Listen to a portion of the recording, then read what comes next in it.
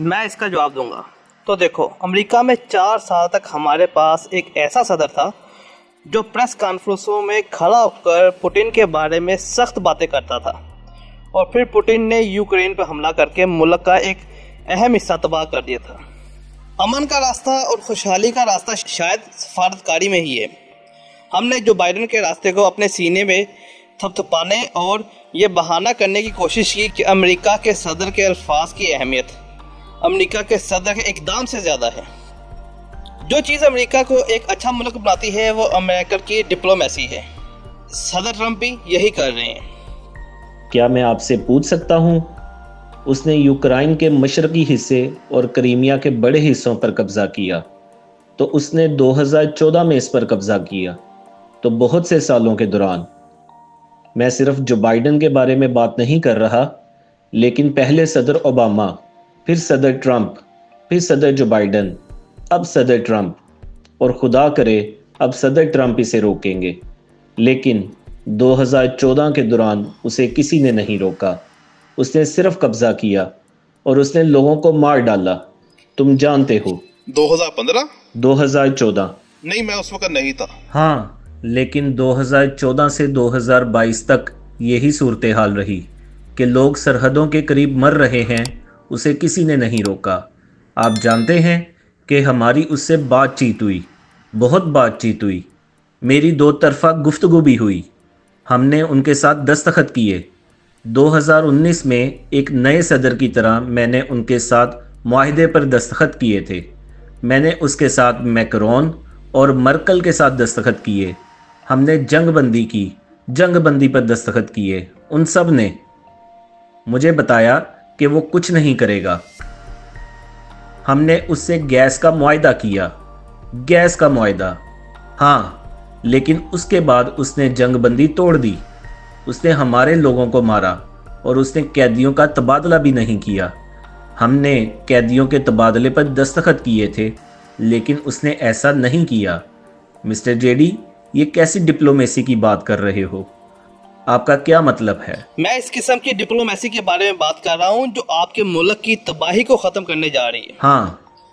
हाँ, लेकिन जनाब सदर, एहतराम के साथ मैं समझाता हूं कि आपका दफ्तर में आना और अमेरिकी मीडिया के सामने इस पर मुकदमा चलाने की कोशिश करना हमारे लिए बेइज्जती है। अभी आप लोग इधर उधर जा रहे हैं और फ्रंट लाइनों पर भर्ती कर रहे हैं क्योंकि आपको मैन पावर के मसाइल हैं। इस तनाज़ा को ख़त्म करने की कोशिश पर आपको तो सदर का शुक्रिया अदा करना चाहिए। आप कभी यूक्रेन गए हैं कि आपने कहा कि हमें क्या मसाइल हैं? हमें मुश्किलात हैं, लेकिन मैंने हकीकत में रिपोर्टों को देखा और इनका तज्जिया किया है, और मैं जानता हूं कि आपके मैन पावर के लाने से क्या होता है। मिस्टर प्रेसिडेंट, क्या आप एक प्रोपेगेंडा के दौरे पर आए हैं? क्या आप इस बात से मुतफिक नहीं है कि आपको अपनी फौज में लोगों को लाने में मुश्किलात का सामना करना पड़ा है? क्या आपको लगता है कि अमेरिका के दफ्तर में आना और इसके इंतज़ामिया पर हमला करना काबिल एहतराम है? वही इंतज़ामिया जो आपके मुल्क में तबाही को रोकने की कोशिश कर रही है। बहुत सारे सवालात। आइए शुरू से शुरू करते हैं। जी ज़रूर। जंग के दौरान सबसे पहले सबको मसाइल होते हैं, यहाँ तक कि आपको भी। लेकिन आपके पास अच्छा समंदर है और अब महसूस नहीं होता, लेकिन आप इसे आने वाले दिनों में महसूस करेंगे। नहीं, खुदा खैर करे। नहीं, खुदा खैर हमें ये मत बताएं कि हम क्या महसूस कर रहे हैं। तो हम तो किसी मसले के हल तलाश करने की कोशिश कर रहे हैं। हमें मत बताओ कि हम क्या महसूस कर रहे हैं। मैं आपको नहीं बता रहा हूँ, क्योंकि आप हुक्म देने की पोजीशन में नहीं है। अब आप हुक्म देने की पोजीशन में नहीं है। हम जो महसूस करने जा रहे हैं बहुत अच्छा महसूस करने जा रहे हैं। हम बहुत अच्छे हैं और खुद को बहुत मजबूत महसूस करने जा रहे हैं। आप अभी बहुत अच्छी पोजीशन में नहीं है। आप खुद अपने आप को इस पोजीशन पे ले गए हैं। ये जो कुछ हुआ है और होने जा रहा है। जंग के शुरू में आप अच्छी पोजीशन में नहीं है। आपके पास अभी कार्ड्स नहीं है हमारे साथ। अब आपके पास कोई कार्ड नहीं है। खेल रहा। तुम खेल रहे हो। बहुत संजीदा नहीं, तुम खेल रहे हो। तुम लाखों लोगों की जिंदगियों से खेल रहे हो। तुम तीसरी जंग अजीम को हवा दे रहे हो। तुम तीसरी जंग अजीम की तरफ धकेल रहे हो। और जो तुम कर रहे हो इस मुल्क की बेइज्जती है। बहुत से लोगों ने कहा कि तुम्हारे साथ होना चाहिए था। नहीं की। कि आपने एक दफा भी शुक्रिया कहा? हाँ, बहुत दफा। नहीं, ये जो आज मीटिंग हो रही है, आप अक्टूबर में पेंसिल्वेनिया के, जहां अपोजिशन के लिए मुहिम चलाई।